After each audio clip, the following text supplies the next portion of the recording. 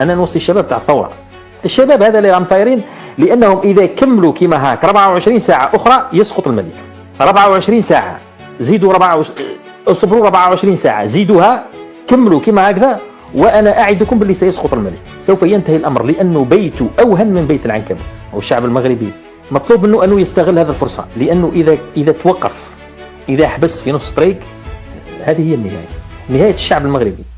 كملتوا في المظاهرات نتاعكم واسقاط والمضي نحو اسقاط العائله العلويه، انا نقول لكم بلادكم مش راح تتخلط، لانها عندها خصوصيه. قلت لكم عندكم خصوصيه، انتم ناس الظلم طول معكم، طول بزاف، زاد فوق حده، ولكن انه شعب يتعرض للاستعباد ويتعرض للظلم عقود طويله من الزمن وهو ساكت وهو صابر، فلما يتحرر والله ما راح تتخلط عليه، بالعكس راح يكون حريص اكثر على السلم وعلى الاستقرار.